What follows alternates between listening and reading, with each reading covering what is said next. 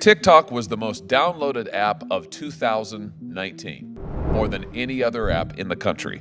More teenagers are on TikTok now than use Facebook. With over 2 billion downloads, to most, the success of TikTok remains a mystery.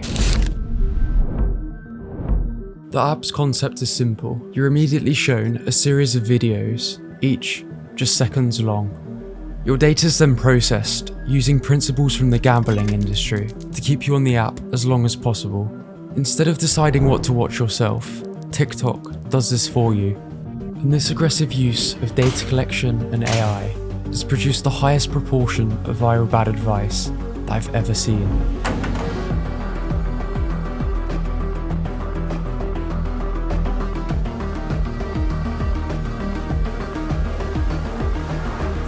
This video is a warning as to why you should be cautious about getting your fitness advice from TikTok.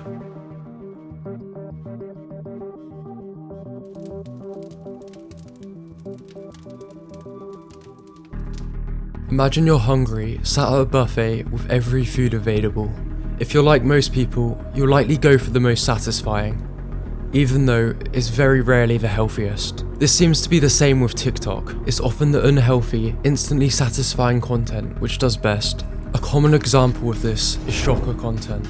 This includes things such as dangerous or ineffective exercises and diets, often created purely to stand out and go viral.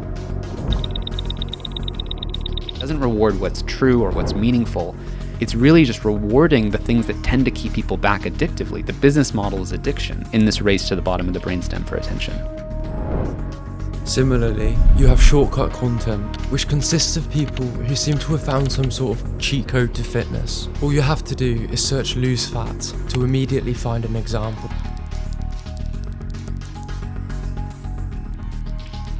Except the hack provided is usually extremely ineffective. I'm gonna teach you how to get a 6-pack of abs in like 3 months. Now hear me out, it's gonna sound crazy, but look at this, it's gonna sound crazy. Every time you guys drive, whether you're driving or when there's somebody driving you, every time you are at a stoplight or a stop sign and a red light, flex your stomach until it's over. And just keep doing that and remind yourself to do that like every time. And I don't go to the gym, guys. Like, I don't go to the gym. I hate the gym. Do you want a flat stomach and toned abs in just 10 days? The Japanese ab exercise I'm about to show you will do just that. First, grab a foam roller or a rolled up towel and place it under your navel. Lay back and then extend your legs all the way out, making sure that your feet are facing inwards. Next, extend your arms behind you, palms facing down, pinkies touching.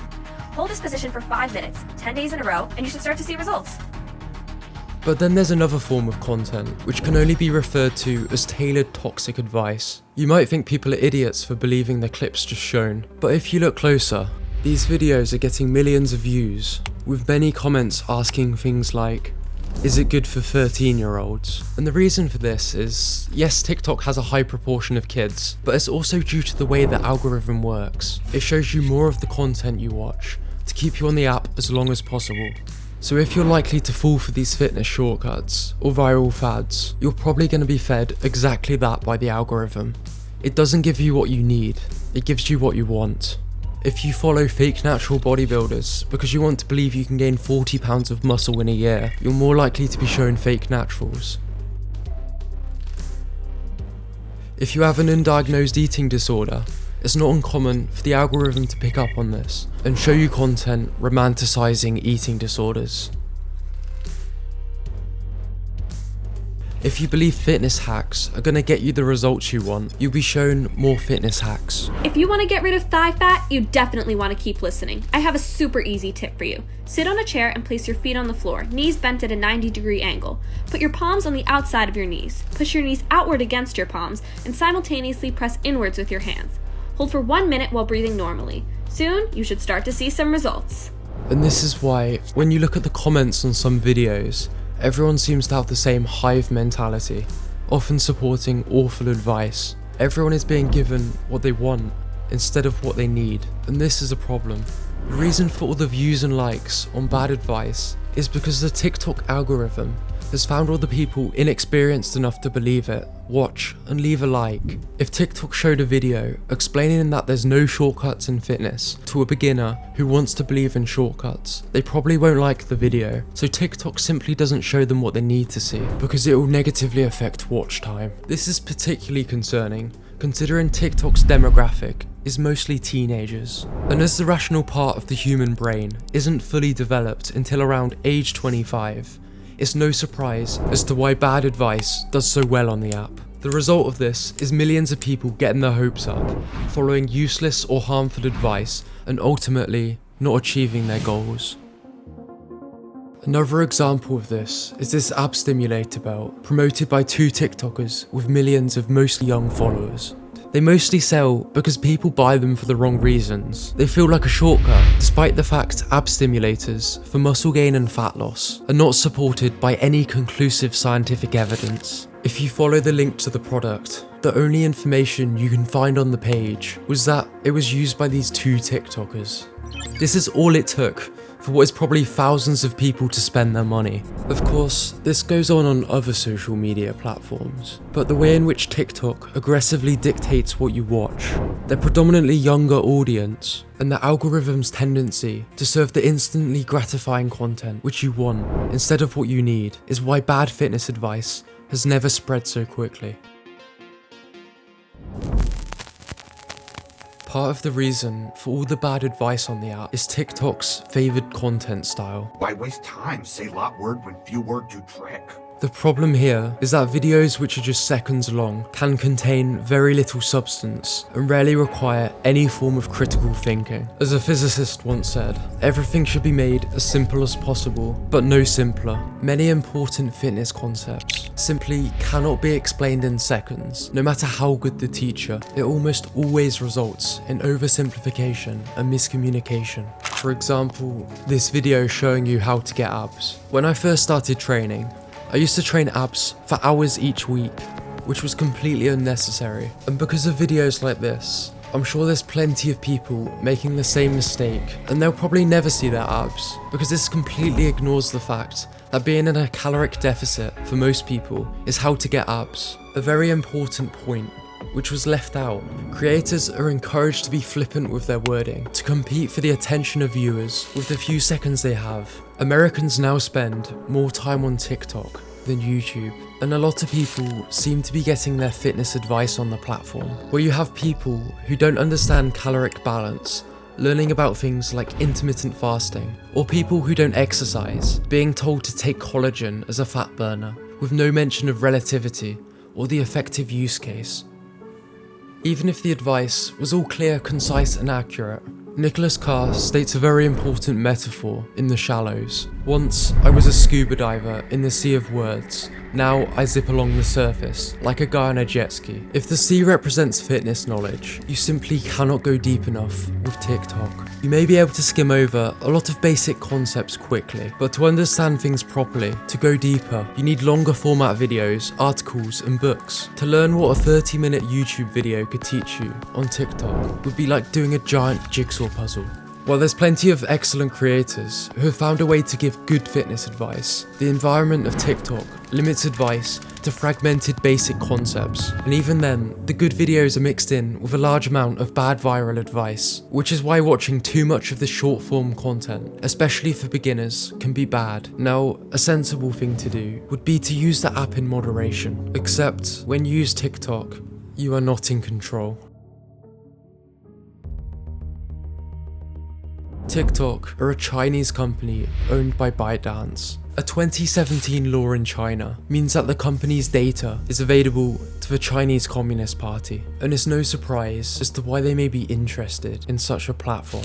While basic on the surface, what you don't see is the company's extremely advanced AI, which has propelled the company to the point where it only took them around 9 years to be worth more than Coca-Cola. A major factor in this success was their ability to collect your data and then tailor the videos you're shown to keep you on the app as long as possible, an approach which is clearly working. In 2020, they were the most downloaded app in the world, now with well over 2 billion downloads, and the average user spending around an hour a day on the platform.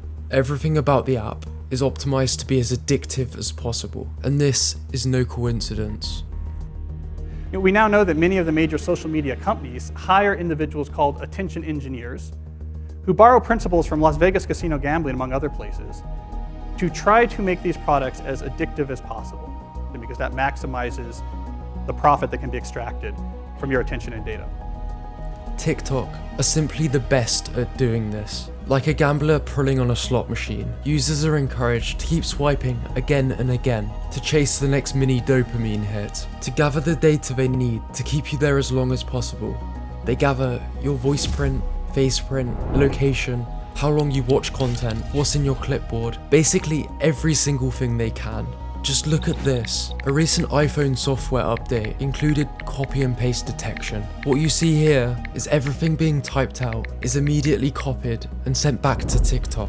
This aggressive data collection is why the CEO of Reddit referred to the app as fundamentally parasitic spyware. And while other social medias, Reddit included, have been guilty of similar things, they don't seem as secretive about it and do not collect nearly as much, often limited by stricter US privacy laws. The way TikTok uses the data seems more brutal too. It feels like they won't stop at anything to achieve success. An example of this is their ugly content policy. Internal documents obtained by The Intercept, an investigative news organization, show how TikTok moderators were told to suppress uploads from users with flaws, including abnormal body shape, ugly facial looks, too many wrinkles, and many other low-quality traits. Additionally, slummy environments, which feature things like a crack on the wall, should be suppressed, as the videos will be less attractive and not suitable for new users because it's less fancy. To what looks like an obvious attempt to suppress the poor and non-conventionally attractive, a TikTok spokesperson stated, "The rules represent an attempt at preventing bullying, but are no longer in place." Except they did not explain why, if that was the case, why there was no mention of bullying and why it seemed to be more concerned with attracting users as opposed to protecting them. The algorithm is feeding people tailored, unhealthy advice and promoting oversimplified, misleading content, all while getting predominantly younger users addicted to the platform with increasing success. And this is something everyone needs to be aware of. As with most things, TikTok isn't all bad. There's plenty of benefits to clear and concise fitness videos, which we'll hopefully see more of. The most obvious being that TikTok has introduced many of its younger users into health and fitness, which is great. While there's a lot of bad advice, there's also many creators who give good advice, and it's not like most people exclusively use TikTok for fitness advice. The platform's AI-driven approach has allowed them to create one of the most entertaining social media platforms of all time. The purpose of his Karen essay was to simply raise awareness of what I think are the 3 biggest problems with TikTok fitness, which are likely hindering both the mental and physical health of a lot of people. Now, while many people may benefit from deleting TikTok entirely, if you're going to use the platform, it's probably wise to firstly limit your usage. Secondly, switch from the For You tab to the Following tab, so you have more control over what you're shown. And lastly, only follow accounts which are actually useful, such as Hybrid Calisthenics and 𝐚𝐝𝐯𝐲.